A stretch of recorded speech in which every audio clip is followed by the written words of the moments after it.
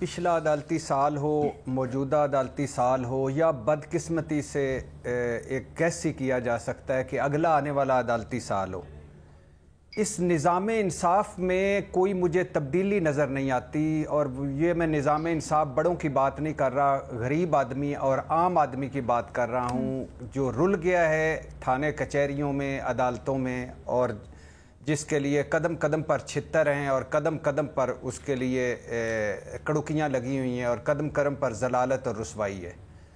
تو کاش یہ اوپر کی ایلیٹ کلاس کو چھوڑ کر نیچے عام آدمی جو جیلوں میں ہیں، جو باہر بھی جیلوں جیسی زندگی گزار رہے اور اندر بھی، ان کے لیے سوچا جاتا. میڈم شیخ چیف جسٹس عمر عطا بندیال نے مشکل ترین دور میں وہ چیف جسٹس رہے. چیف جسٹس صاحب میر جعفر میر صادق سے 9 مئی تک کا انہوں نے وہ سارا بھگتا. تحریک عدم اعتماد سے مطلب عمران خان حکومت جانے سے شہباز حکومت کے جانے تک انہوں نے بھگتا. دونوں صوبائی اسمبلیاں ٹوٹنے سے 90 دن میں انتخابات نہ ہونے تک انہوں نے بھگتا. الیکشن کمیشن، گورنرز اور حکومت کے گٹھ جوڑ سے آئین ٹوٹنے اور الیکشن سے بھاگنے تک انہوں نے بھگتا. اور پارلیمنٹ میں ذاتی مفادوں اور ذاتی انادوں پر قانون سازیوں سے سپریم کورٹ کی تقسیم تک انہوں نے بھگتا. بینچ بننے سے بینچ ٹوٹنے تک انہوں نے بھگتا. فیصلے آنے سے فیصلے ردی کی ٹوکری میں پھینکے جانے تک انہوں نے بھگتا. حکومتی دھمکیوں سے آڈیو لیکس تک انہوں نے بھگتا. اور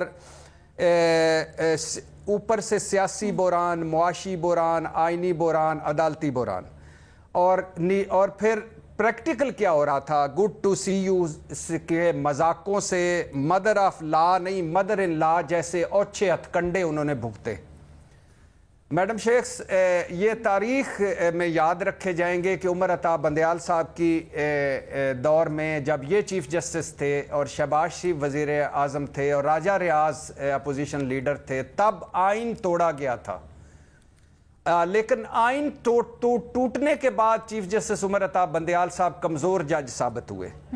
آئین توڑنے پر اور سپریم کورٹ کے فیصلے نہ ماننے پر انہیں شہباز حکومت، اسحاق ڈار سمیت متعلقہ وزراء پر توہین عدالت اور توہین آئین میں انہیں بلانا چاہیے تھا اور فرد جرم عائد کرنی چاہیے تھی اور سزا دینی چاہیے تھی.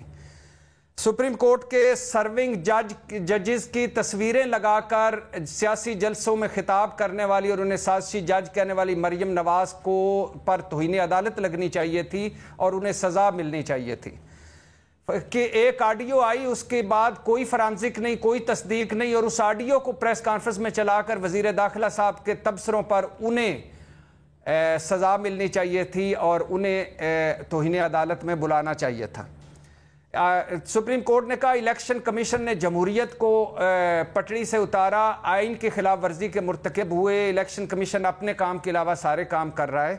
اور گورنر کے پی کے آئین کے خلاف ورزی کے مرتکب ہوئے. ان دونوں کے خلاف کارروائی ہونی چاہیے تھی، کارروائی متعلقہ فورمز پر جانی چاہیے تھی. اور میڈم شیخ آخری بات، سپریم کورٹ پر چڑھائیاں کرنے والے اور سپریم کورٹ کو دھمکیاں دینے والے ججز کو دھمکیاں دینے والوں کو توہین عدالت میں بلانا چاہیے تھا. ان کا دور آخری بات madam Sheikh, supreme court of Pakistan اگر انہوں نے آئینی ایشوز کے اوپر اتنا متحرک رہے جیسے آپ بتا رہے ہیں، صحیح سمت میں جا رہے تھے، تو پھر عمل درآمد کیوں نہیں کروا پائے؟ کیوں سب کو اکاؤنٹیبل نہیں انہوں نے ٹھہرایا؟ وجہ کیا ہے؟ میڈم شیخ اکاؤنٹیبل کیسے ٹھہرایا جا سکتا ہے؟ سر وہ سپریم کورٹ کیا کر سکتی؟ فیصلے میں لکھتے ہیں کہ حکومت پاکستان یا پرائم منسٹر یا کابینہ یا جو بھی، انہوں نے سپریم کورٹ کے حکم کی تعمیل نہیں کی، اس کے اوپر عمل درآمد نہیں کرتا، آپ توہین عدالت کے مرتکب ہوئے. سیدھی سی بات، کوئی سزا ان کو کہہ دیتے ہیں.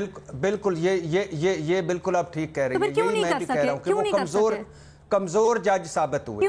وہ جو سپریم کورٹ کی تقسیم تھی اس کی وجہ سے کمزور جج ثابت ہوئے. اور جو پریشر چاروں طرف سے ان پر تھا، جو پارلیمنٹ کے پیچھے چھپ گئے تھے اور 7 قراردادیں پارلیمنٹ سے آئیں گی، استحقاق کمیٹی میں بلائیں گے اور توہین پارلیمنٹ لگائیں گے، میرا خیال ہے اس پریشر میں آ گئے تھے. اور کاش وہ نہ آتے. اگر آئین ٹوٹا تھا تو آئین توڑنے والوں کو سزا دیتے. توہین سپریم کورٹ ہوئی تھی تو اس کو سزا دیتے، تو وہ ایک اچھے طریقے فیصلہ دے دیتے. سزا ملتی نہ ملتی، جیسا آپ نے کہہ رہی ہیں نا، فیصلہ دے دیتے. سمبولک ویلیو ہوتی ہے اگر وہ سمجھتے ہیں.